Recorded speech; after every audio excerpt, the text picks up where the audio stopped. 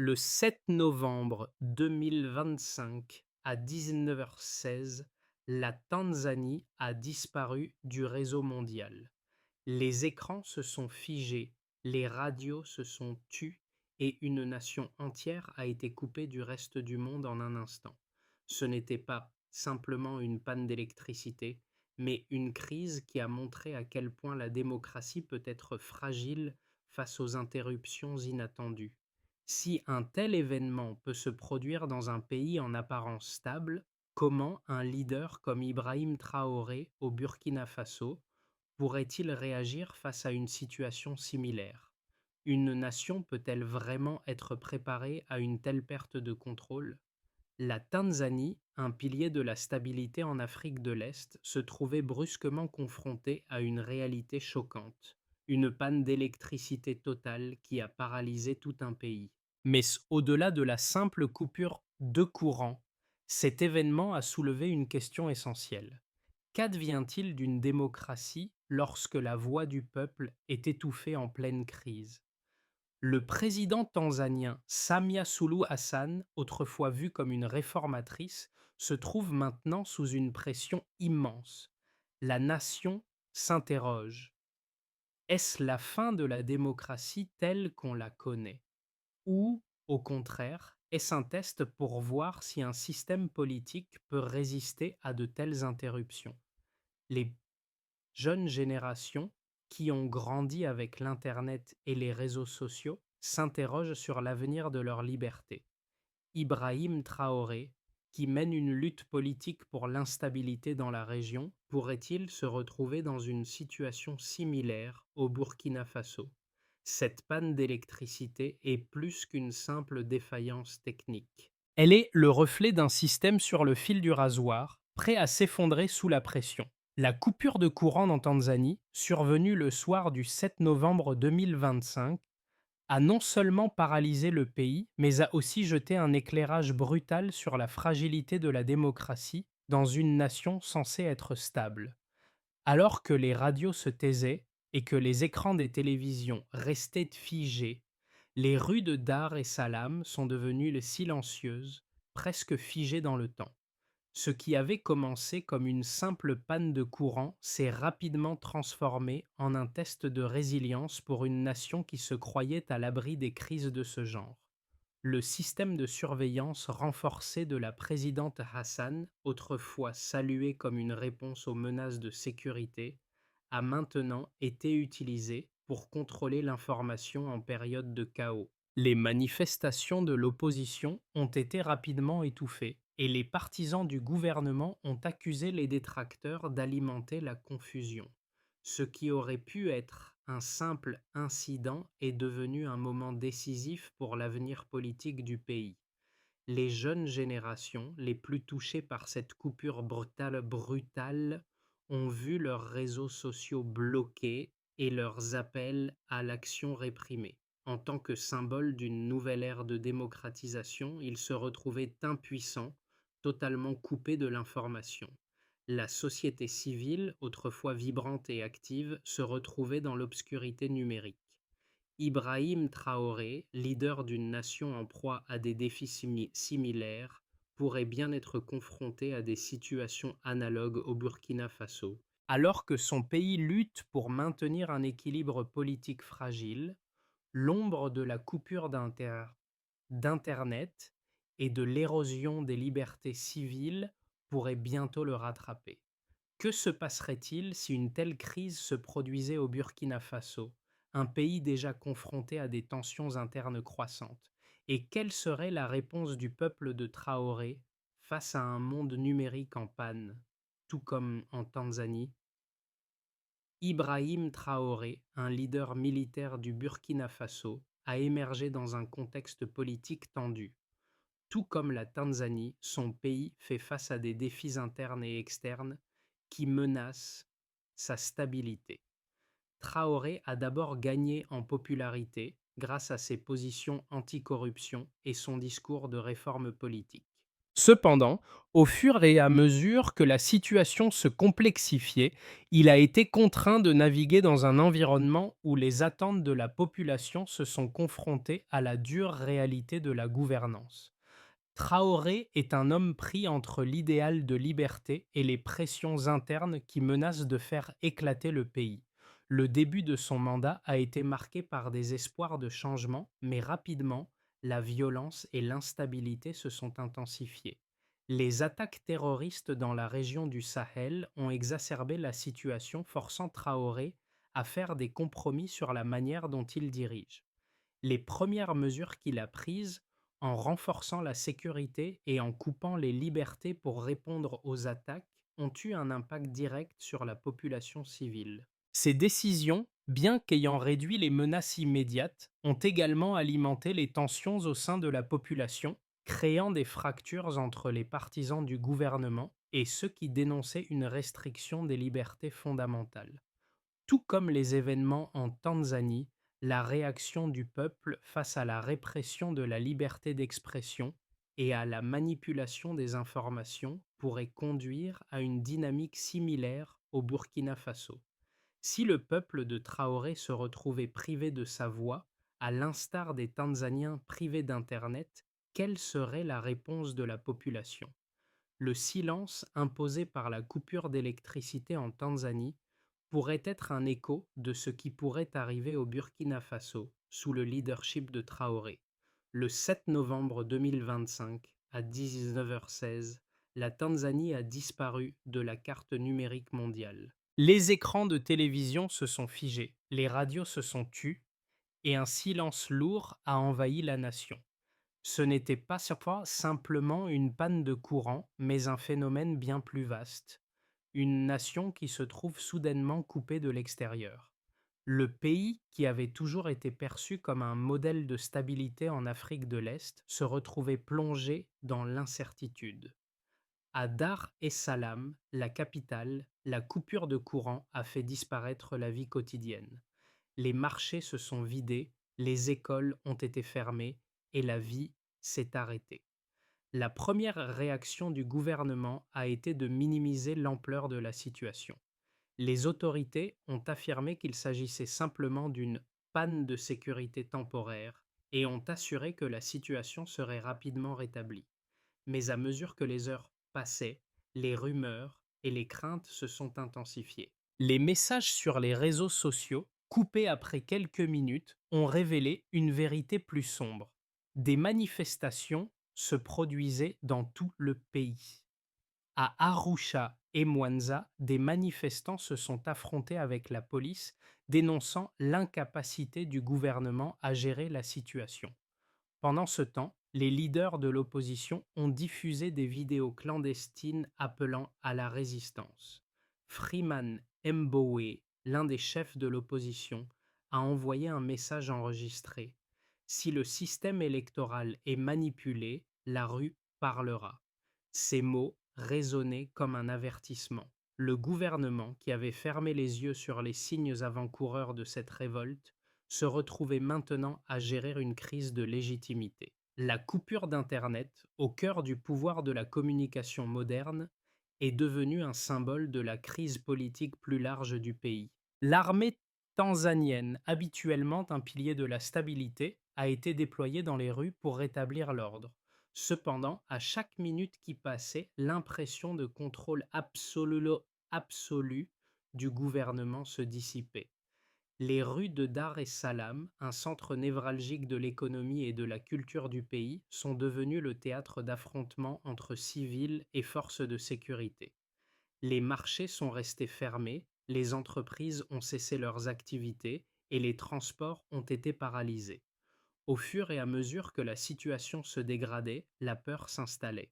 Tout comme en Tanzanie, au Burkina Faso, Ibrahim Traoré pourrait se retrouver dans une situation où les manifestations contre la gouvernance se multiplient. L'instabilité qui secoue la Tanzanie pourrait ressembler à une crise imminente pour le pays de Traoré, dont les frontières sont également menacées par des tensions internes et externes. La peur de l'effondrement social, combinée à une répression croissante, risquerait de déstabiliser encore plus un pays déjà en proie à des divisions profondes. La Tanzanie, par son expérience, offre une leçon. La répression d'une population privée de voix et d'accès à l'information est un terrain fertile pour le chaos.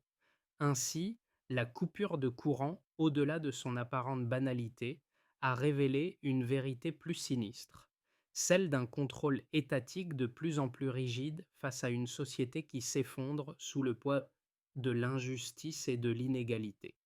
Le Burkina Faso pourrait bien suivre une trajectoire similaire si ses dirigeants ne parviennent pas à maîtriser les dynamiques internes. Les événements en Tanzanie ont été marqués par une série de données qui ont mis en lumière l'ampleur de la crise. La coupure d'un État d'Internet a duré près de 72 heures, affectant des millions de citoyens et des entreprises. Selon un rapport de NetBlocks, un observatoire mondial des coupures d'Internet, cette coupure a touché plus de 90% de la population, perturbant non seulement la communication personnelle, mais aussi le commerce, l'éducation et les services publics.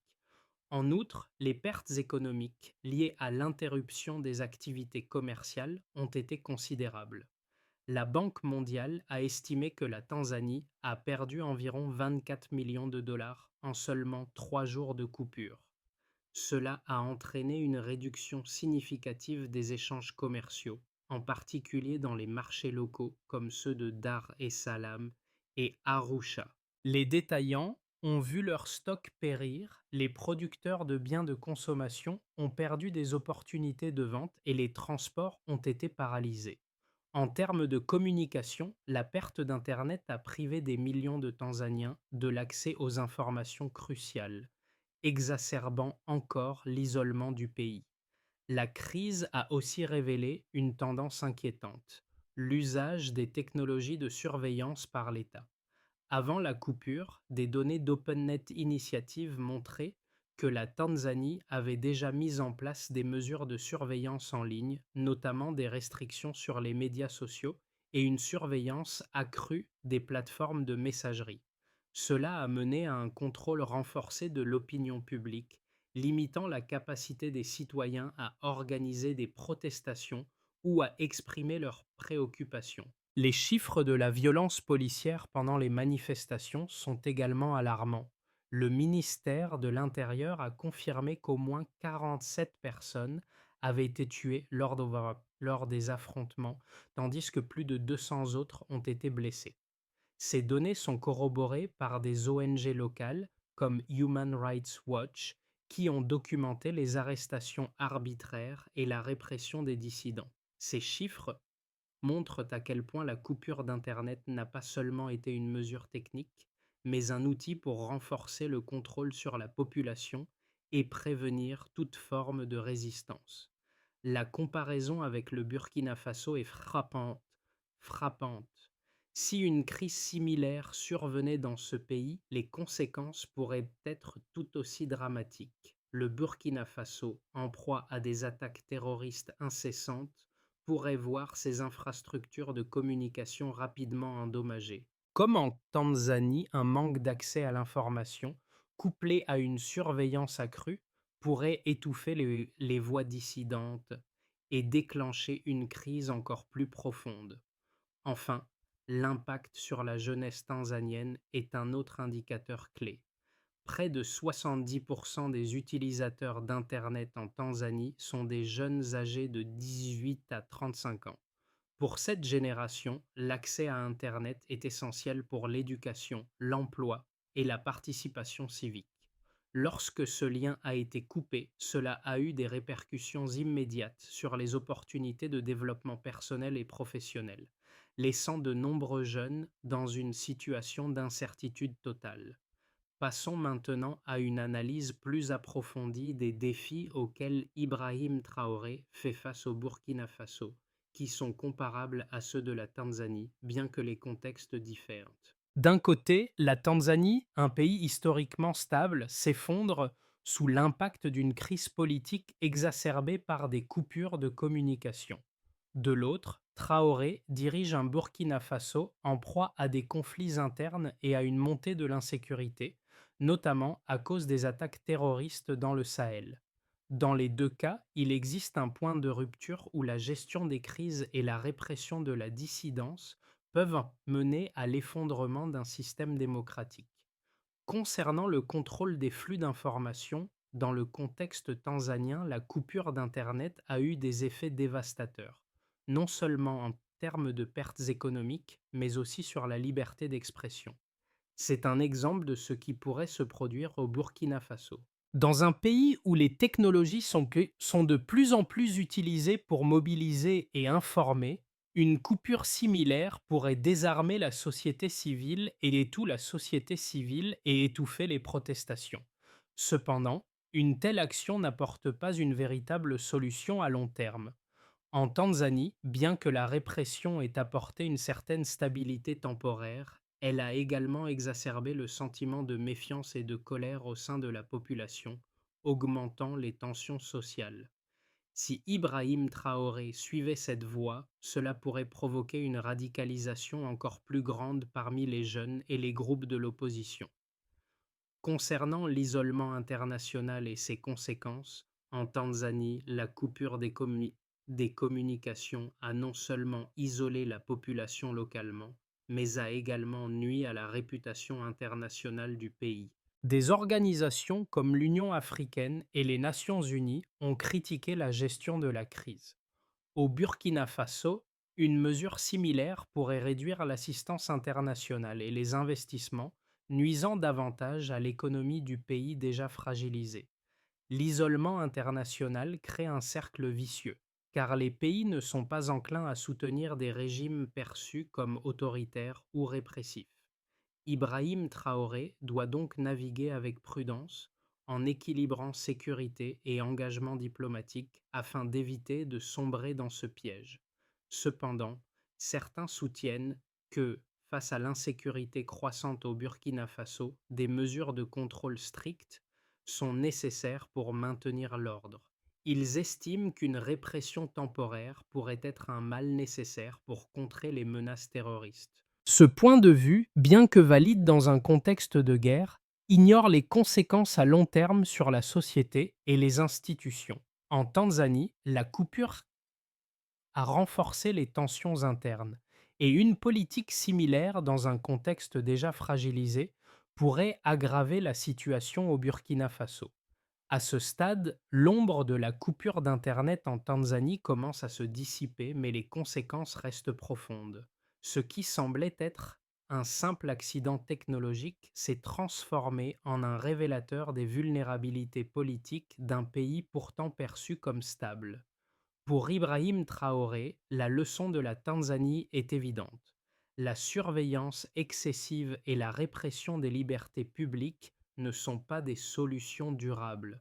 Au contraire, elles génèrent un cercle vicieux où l'instabilité sociale s'aggrave, exacerbée par la méfiance et la colère populaire. Le véritable défi, à mi-chemin entre la Tanzanie et le Burkina Faso, est de savoir comment Traoré pourrait réagir face à une telle crise. L'expérience tanzanienne a montré qu'une réponse autoritaire, bien que potentiellement efficace à court terme, crée des tensions qui peuvent éroder les bases même de la légitimité d'un gouvernement. Le Burkina Faso, déjà en proie à des conflits internes et à une insécurité croissante, pourrait facilement basculer dans un scénario similaire si les voix dissidentes sont étouffées ou réduites au silence. Le point culminant ici est que, pour éviter le même destin que la Tanzanie, Ibrahim Traoré devra éviter la tentation du contrôle absolu et opter pour une approche plus inclusive et réformiste, ce qui pourrait bien être la seule voie vers une stabilité durable. Les conséquences de la coupure d'Internet en Tanzanie ont eu un impact immédiat et profond sur la société. À court terme, la coupure a paralysé l'économie, causant des pertes commerciales estimées à 24 millions de dollars. Mais les répercussions à long terme se sont révélées bien plus graves, affectant la liberté d'expression, la gouvernance et la relation de la Tanzanie avec la communauté internationale. Les leaders politiques ont vu leur légitimité fragilisée et la confiance du peuple a été ébranlée. Pour les jeunes générations, qui constituent la majorité des utilisateurs d'Internet, la coupure a signifié une perte d'accès aux outils d'éducation, de communication et d'expression. Ces jeunes, pour la plupart impatients de voir un changement politique et social, ont été plongés dans un silence numérique, privant la société de voix critiques essentielles. Cette déconnexion a créé une fracture sociale où les différences entre les générations se sont accentuées. La jeunesse, qui avait espéré que la technologie apporterait la démocratie, s'est vue refuser ce moyen d'interaction et d'organisation.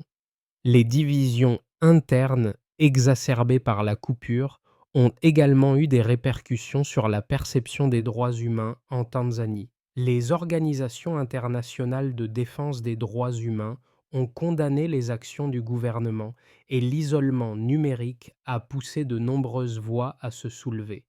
Pourtant, malgré les pressions internationales, le gouvernement tanzanien a choisi de resserrer davantage les contrôles, renforçant sa position en faveur de la répression. Si une situation similaire venait à se produire au Burkina Faso, les conséquences seraient également dramatiques.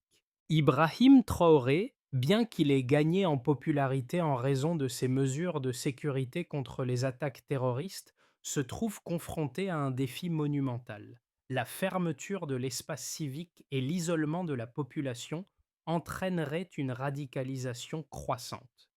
Si le peuple se sentait privé de sa voix et de sa capacité à s'organiser, les manifestations, déjà visibles dans certaines régions, pourraient s'intensifier, mettant le pays à la merci de crises de plus grande envergure.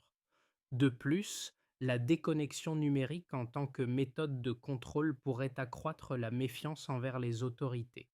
Les partis d'opposition et la société civile se sentiraient de plus en plus marginalisés, et les forces de sécurité risqueraient de se retrouver face à un peuple de plus en plus divisé et défiant. Dans ce contexte, le Burkina Faso pourrait se retrouver dans une spirale de violence et de répression, semblable à ce qui s'est produit en Tanzanie. Une telle situation ne ferait qu'accélérer l'effondrement de l'ordre social et politique, car chaque action répressive, bien qu'initialement perçue comme un moyen de restaurer l'ordre, alimenterait en réalité le chaos. Dans les 6 à 12 prochains mois, la situation en Tanzanie pourrait évoluer de plusieurs manières. Voici 3 scénarios possibles qui pourraient aussi s'appliquer au Burkina Faso, à travers le prisme de l'expérience tanzanienne.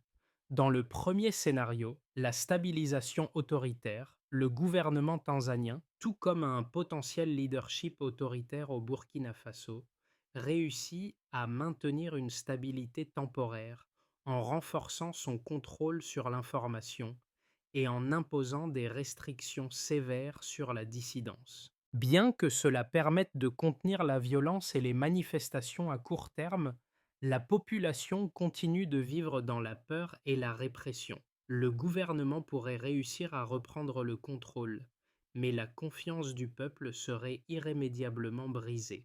Le sentiment général serait celui d'une société divisée marquée par la méfiance et l'instabilité sous-jacente. Si Ibrahim Traoré choisit cette voie, la situation pourrait sembler calme en surface, mais la fragilité de la paix serait évidente car chaque répression alimente les divisions sociales et politiques. Dans le deuxième scénario, la résilience populaire et la montée des tensions, les manifestations populaires s'intensifient, donnant lieu à une résistance plus organisée. Les jeunes, particulièrement ceux qui ont grandi avec la technologie et les réseaux sociaux, se révoltent contre la coupure de la liberté d'expression. La société civile, bien que fragmentée, parvient à se mobiliser à travers des moyens alternatifs, comme les VPN ou des formes de protestation créative. Ce mouvement, bien que pacifique au début, pourrait se radicaliser face à l'inaction des autorités. Pour le Burkina Faso, une montée de cette résistance pourrait également être alimentée par le sentiment d'abandon et de marginalisation de la part de la population face à une insécurité croissante.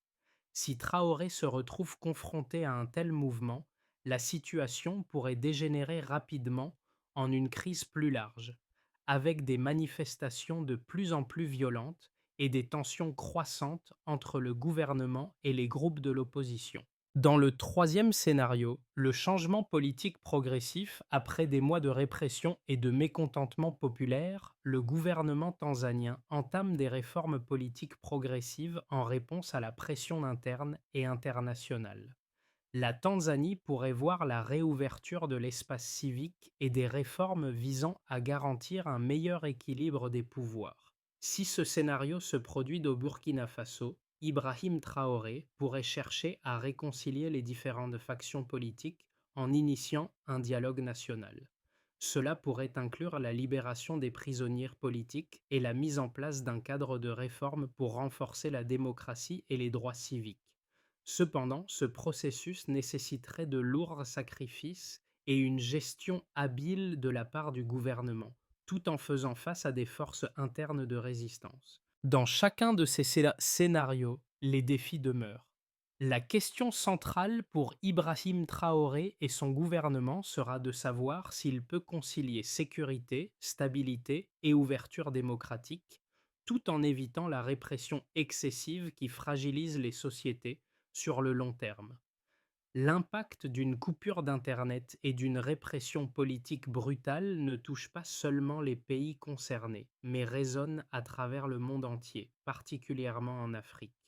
Les jeunes générations, qui ont grandi dans un monde interconnecté, se retrouvent soudainement privées de leur voix. Ce vide numérique n'est pas seulement une question technique, mais une question d'identité. Dans ce contexte, l'exemple de la Tanzanie devient un puissant avertissement pour d'autres nations comme le Burkina Faso. Si l'histoire de la Tanzanie ne résonne pas déjà, elle résonnera probablement un jour dans d'autres parties de l'Afrique où la jeunesse se trouve de plus en plus prise entre des espoirs démocratiques et les réalités de régimes autoritaires. À travers l'histoire de ce blackout numérique, les citoyens, surtout les jeunes, se trouvent à un carrefour décisif. Ils ne sont plus simplement des spectateurs dans un débat politique. Ils deviennent les moteurs du changement ou de l'inaction. Leurs actions ou leur absence d'action détermineront l'avenir du Burkina Faso. Dans une époque où l'information et le pouvoir, perdre cet accès à la communication est une perte douloureuse de liberté. Mais la jeunesse ne se laisse pas facilement briser. En Tanzanie, malgré la coupure, les voix ont trouvé des moyens d'émerger, par le biais des réseaux sociaux cachés et des messages clandestins. Pour Ibrahim Traoré, la question n'est pas simplement de maintenir l'ordre à tout prix, mais de trouver un équilibre qui permette à la société de se reconstruire, sans sacrifier ses principes de liberté. La répression n'est jamais une solution durable. Le vrai pouvoir réside dans la capacité à écouter, à engager le dialogue et à trouver des solutions inclusives pour toutes les parties de la société. Pour éviter que la Tanzanie ne se transforme en un modèle de répression et de surveillance excessive, il est essentiel de mettre en place une série de réformes axées sur l'inclusion, la transparence et la réconciliation nationale. Voici un cadre en 5 étapes qui pourrait être appliqué non seulement en Tanzanie, mais également au Burkina Faso, où la stabilité du pays est mise à rude épreuve. La première étape consiste au rétablissement de la liberté d'expression. Cela inclut la levée des restrictions sur Internet et les médias sociaux, ainsi qu'une révision des lois répressives qui entravent la liberté de la presse. Au Burkina Faso, cela impliquerait la levée des blocages Internet et la création d'un espace public ouvert pour le débat politique tout en protégeant les journalistes et les militants des pressions étatiques. La deuxième étape repose sur un dialogue politique inclusif. Organiser un dialogue entre le gouvernement, l'opposition et la société civile est essentiel pour éviter l'escalade de la violence et trouver des solutions communes. Le Burkina Faso, comme la Tanzanie, pourrait bénéficier d'un espace où toutes les voix sont entendues. Ce dialogue devrait être véritablement inclusif, visant à apaiser les tensions et à construire des solutions de compromis. La troisième étape concerne la réforme des institutions de sécurité. Une réforme complète des forces de sécurité est cruciale pour prévenir l'abus de pouvoir. La Tanzanie a montré que la militarisation excessive mène à des abus de droits humains. Au Burkina Faso, cette réforme viserait à établir une force de sécurité respectueuse des droits de l'homme, qui protège la population tout en maintenant l'ordre public de manière non coercitive. La quatrième étape vise le renforcement de la gouvernance démocratique. Cela consiste à améliorer la transparence et à garantir des élections libres et équitables. Cela comprend l'indépendance de la commission électorale et la protection du droit de vote pour tous les citoyens, surtout dans les zones rurales du Burkina Faso où l'accès à l'information est limité. La cinquième étape repose sur la justice transitionnelle. Il est impératif de mettre en place un processus pour traiter les crimes commis durant la répression et les conflits. Cela permettrait de guérir les divisions profondes au sein de la société, tout en établissant des mécanismes de réparation pour les victimes. Ces 5 étapes pourraient constituer une feuille de route pour sortir de la crise, non seulement pour la Tanzanie, mais aussi pour le Burkina Faso, en offrant une chance de stabilité durable et de réconciliation. La coupure d'Internet en Tanzanie n'a pas été simplement un incident technique, mais un révélateur de la fragilité d'un système politique qui se pensait invulnérable. Pour Ibrahim Traoré et le Burkina Faso, cette crise est un avertissement. La stabilité apparente d'un gouvernement ne peut cacher indéfiniment les fractures sociales profondes. Le silence imposé à une nation peut sembler apaisant, mais il est loin d'être la paix. Comme le montre l'histoire de la Tanzanie, la véritable paix ne peut être imposée par la force ou la répression, mais doit être construite sur la justice, l'inclusion et la transparence. Ibrahim Traoré se trouve à un carrefour crucial. Alors que le Burkina Faso est confronté à des défis internes, il a l'opportunité de choisir un chemin différent de celui de la Tanzanie. La question qui se pose est simple. Choisira-t-il la voie de la répression et du contrôle ou celle de la réconciliation et du dialogue? Le monde regarde et l'histoire jugera.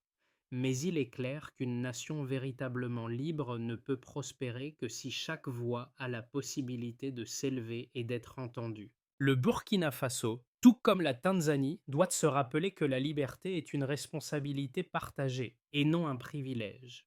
Si vous croyez que chaque voix compte et que la liberté doit être protégée pour tous, il est temps d'agir. Partagez cette histoire, faites entendre votre opinion et soutenez les mouvements pour la justice et la démocratie. Le changement ne se produit pas dans le silence, mais par l'action collective et le courage de ceux qui refusent d'accepter l'injustice. En Tanzanie, en Burkina Faso ou ailleurs en Afrique, le chemin vers la liberté est pavé de luttes et de sacrifices. Mais il commence toujours par un acte simple, ne jamais se taire face à l'injustice.